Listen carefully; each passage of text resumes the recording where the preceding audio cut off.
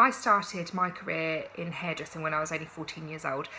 I never wanted to do hairdressing before that time. I had a knack for it and I liked doing my own hair, but I never wanted to do it. I wanted to follow my granddad's footsteps and work in the film industry. He worked at Pinewood Studios and told me all these stories about working on James Bond and things like that, and I thought, right, brilliant, I want to do that. I'd love to go into direction or floor production or something like that within there. Anyway, didn't work out. I went and started a degree, found I was doing highlights and cuts the whole time on students for bargain prices, so I changed and went and worked in our local salon and started an apprenticeship. At the time then, you could basically do it as quick as you could work to it. I managed to do my NVQ2 in 11 and a half months. But that wasn't easy, and I put so much time into it. I was a hair geek, a massive hair geek. I bought the Vidal Sassoon tapes because they were tapes then, and I watched the cuts, and I sent myself on L'Oreal courses, and I watched my trainer, listened to my trainer. I came in on my days off and worked with my manager, and I had a really fantastic manager at the time who took me under her wing, and actually lots of colleagues that were fantastic, and they could see that I had a passion for learning, and they tapped in on that. You know, they really were the ones that moulded me, you know, from watching me roll rollers and then going, oh, hold on, this is an easy technique, to kind of, Leanne, did you see what I did with that cut? This is why you should do this, this is why you should do that. So it was absolutely fantastic that I had that support as well. I did that. I then, a few years later, went on and did my NVQ3. I'd been trained to a high level, and I trained myself to a high level and done all the extra support. So I don't feel like I benefited from the level 3, apart from it was a tick box exercise for me. But I understand if I hadn't have been trained to that level, it would have been great. I then went on and did my assessors, but in the meantime, I'd worked in I've moved salons. I managed to get on a L'Oreal art team called ID Artist. That was just an amazing 2 years that I developed and learnt so much. You got right into what was going on, what was coming up next season, and that's to look ahead and to know what your clients are wanting, and to tell them, next season you're going to have this, next season you're going to do that, we're going to see coppers, we're going to see ash, we're going to see this, was absolutely fantastic.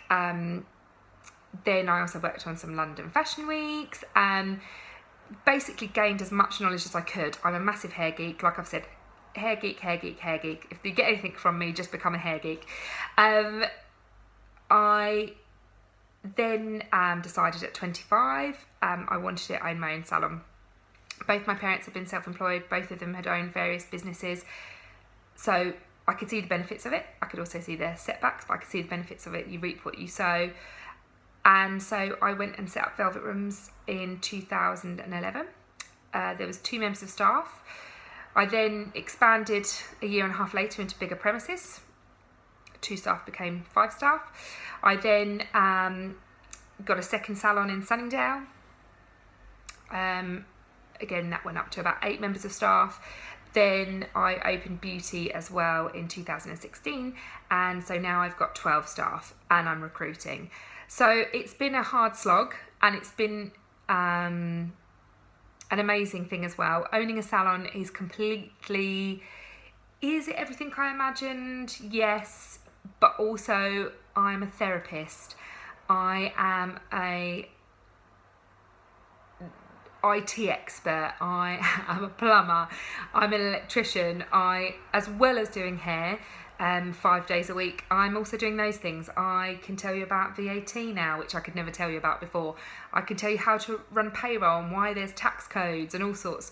I've had to learn how to do all the social media, how to try and read some sort of code on your website. So it's definitely taught me so many other life skills. My passion as well is to train. I love training my staff. I'm the assessor in the salon, and I love training my girls. I get a buzz out of that, and to know that I was on their journey somehow, wherever they go in their career, I just think, oh, cool, I was there to start you off on that, and I think that's a really rewarding thing to do. I think training is a really I've got a real passion for it, and I hope that I will give that to them, so they will have that. So the people that I've trained will go on to train other people, or, you know, even show a technique and be like, oh, Leanne showed me that, you know. And I just think that's what it is. It's about sharing knowledge. This industry is not about learning a technique and then keeping it to yourself. It's about spreading it and working with really good stylists, and also not being too proud to learn something new. You know, I've been hairdressing since I was 14, but there's still stuff that the girls show me and I go, oh, that's a really easy way of doing that. So I think it's a really good thing to do, is to keep learning and keep growing.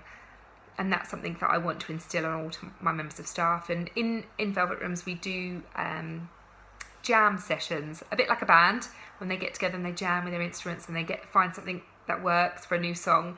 That's what we like to do in Velvet Rooms, and we kind of get together and let's talk about this, and, you know, whether it's the customer journey in the salon, or whether it's our 10 key steps to keeping hair healthy, or whether it's let's all practice a new technique. How are we going to now do our colours differently? How are we going to make sure that we stand out in this industry and in this area? It's a fantastic industry. If you love being sociable, if you love working with great people, if you love learning and you love making people feel special and feel good, and you love that customer facing role, then this is definitely the role. You get to be hands on with people and you get so in depth in their lives. Like, your client base becomes your friends. You know, there's now so many countless friends of mine, but actually if I look back and think how I met them, I started doing their hair, and you build such a relationship with people, and I think that's what life's about, connecting with people and growing and learning, and, you know, and I think that hairdressing gives you that. And that sounds dramatic, but I think it does. I think it really opens up. I could never work in an office where I had to sit down and stare at a computer screen and not socialise. I love that social aspect of things. And if I wasn't doing hairdressing, I think I'd be surrounded by people. I'd be in a job that still surrounded me by people. You know, like I said, I wanted to train in the film industry, and that you're surrounded by people all day, every day, and you're working with people and you have to work in a team. There's nothing that I particularly have a strength in. If I have a whole day of cutting, I'm desperate to do colour. If I have a whole day of full heads of highlights, back to back to back, I'm desperate to do a cut. I love doing prom hair. I love specialising in wedding hair. I do straightening services. I like blow drying. My perfect day would to have an element of blow drying, hair ups, colour changes, which people are scared of. I love doing a colour change, and cutting. Short, long, gents, ladies, kids, whatever it is, I like doing it. I just like a variety in my day.